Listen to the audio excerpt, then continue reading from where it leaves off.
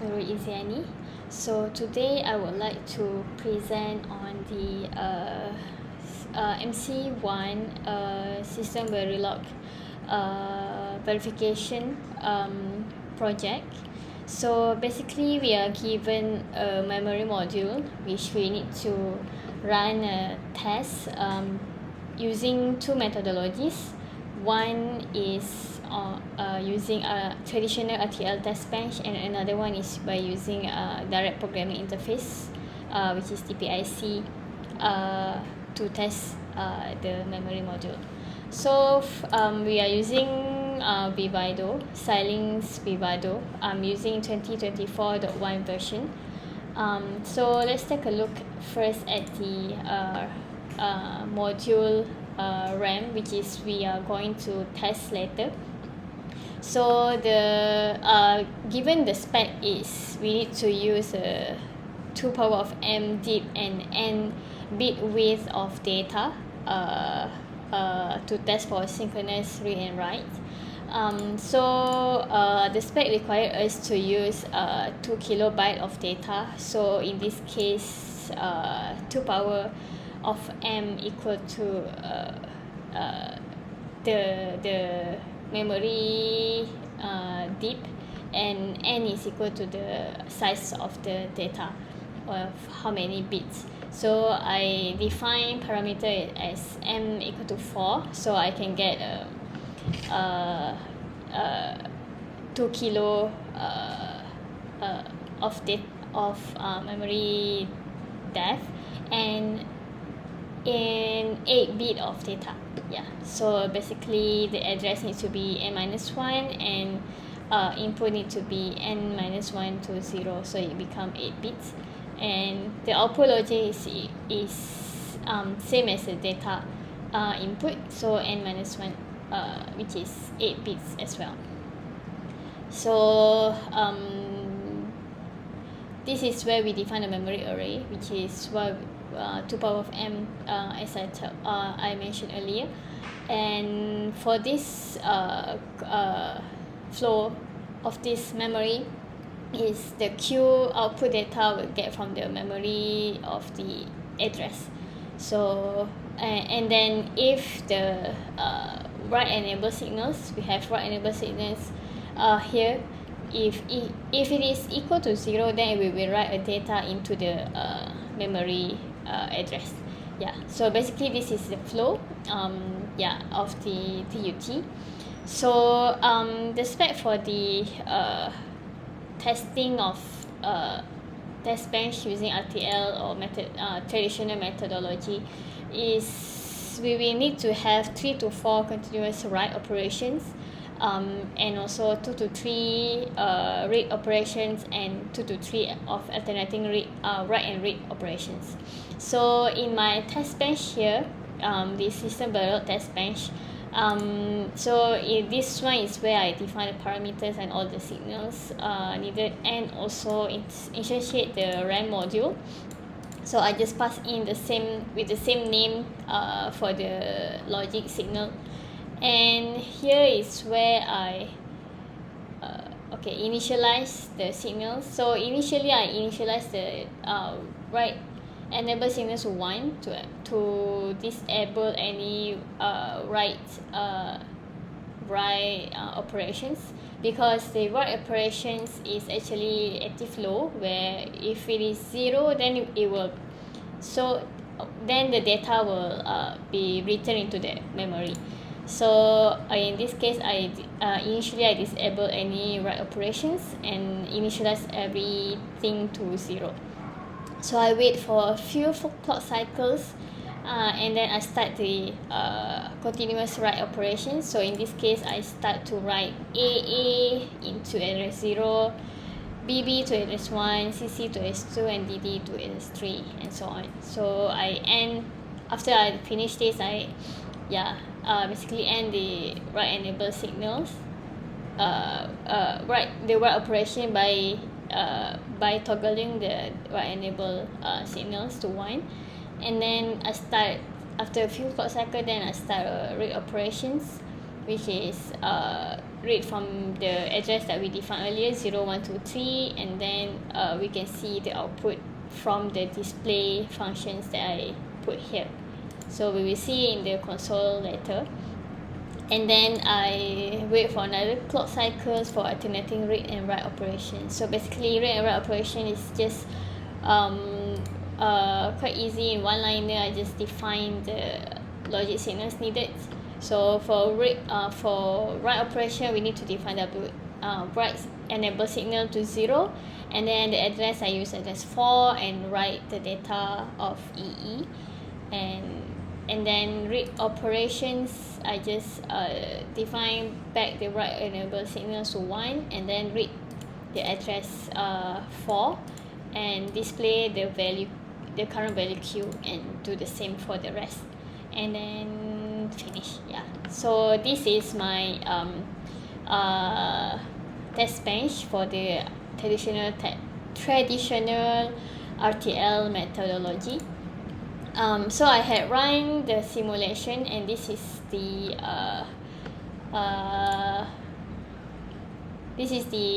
timing, the waveform. So basically you can see, and also there is this ticker console that you can see down here. Is after I run the behavior simulation, it will start to run for 1000 nanoseconds, which I need to run all commands so that it can run for the rest. Yeah, so basically I get the output as what I expected to be. So basically you can see here is where I initialize the value to 1 initially, and then after few clock cycle, then I toggle it to 0 to enable write operations. So here is where it started to the memory started to the test bench started to input any trigger any data signals to write into the memory. Yeah. So now you can see data is equal to 0 at address data equal to A at address 0, and after full clock cycle, then Q will become A. Yeah, and then 1 to B, and then 2 to C. Yeah, and then after few clock cycles, then the after this write operation finish, then the read operation started with WE equal to 1. So basically is at the read operation, we need to see the value of Q. So here is where we start to trigger 0 to read 0 address, and it returns back AA, and then at address 1 return back B, address 2 it return back C. And then after this operation done, then I start with the alternating read and write. So basically alternating write and read. So WE is equal to 1 is where I start to write data. So at this time its address is equal to 4, and I'm writing E to the memory. So when I start to read at WE1, the data is already updated to E based on the address 4, and so on and so forth. Yeah, so basically we can also see the output here.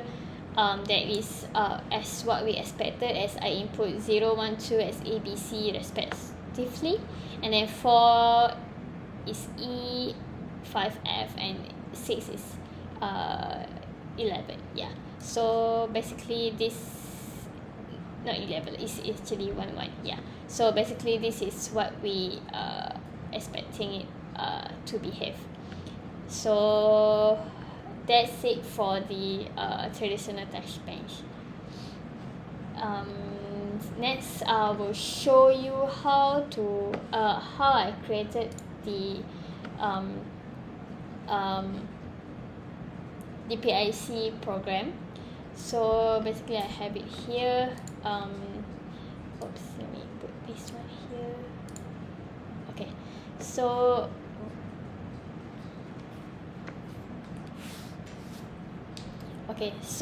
for the DPIC program, I'm required to create 4 different functions for each of these 4 different functionality. So function get WE here is where I actually write the I trigger the write enable signals to write to the address. So I define WE equal to 0 whenever these get WE functions are being called, so that we can write to the address. And then I have get address functions which will give or trigger the address value plus 1. So based on the current address value that is input in, then I plus by 1 and return back the address to the output. And then get data will do the same. RTL will call this function to get the data from the C code, which trigger this data value plus by 2 from the current value and return back to the RTL. And then I have print read, just to read the Q value when read operations is triggered. So in this case, to enable a read to the address, we need to have WE signal equal to 1. Yeah, so basically this is how the C functions looks like. And my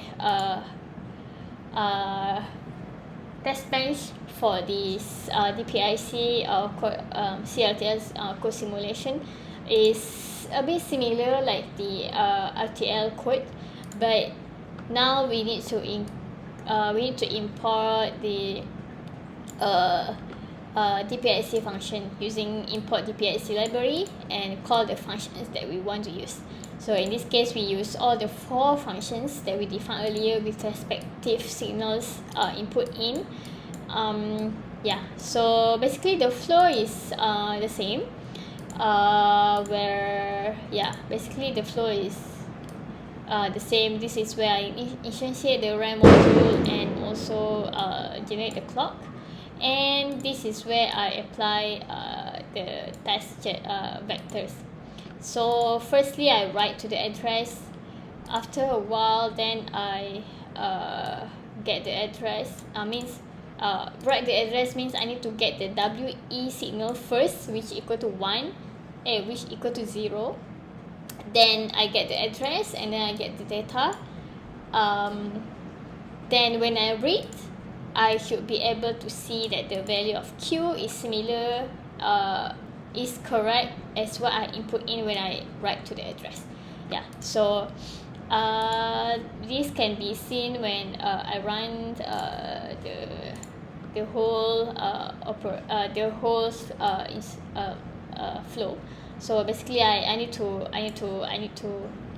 compile first the system Verilog code, create the DPI header for the system Verilog code, and then compile the getScenario.c, which is my C code, and in the end only I can run the DPI the test bench with DPI library. Yeah, so this is how it turns out. This is what we can see in the ticket console output. Okay, so basically, if you can see here, everything is read from system Verilog, which I actually added a printf signal, printf function here, but it's not able to print out the value due to some limitations in the Xilinx DPIC compilation. I have written it in the report as a reference. So you can see I am writing address 1 with data 2, and then I'm getting the same for the read value. The Q is similar as what the data that I read. So it's continuously like that until the end, and it's behaving just as expected. It's the same as how we write it in the RTL test bench.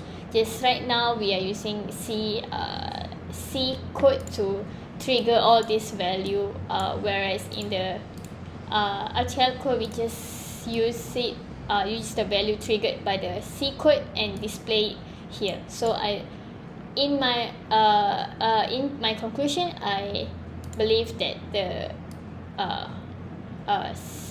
deep CRTL code simulation methodology is working as what we expected it to be, the same functionality, same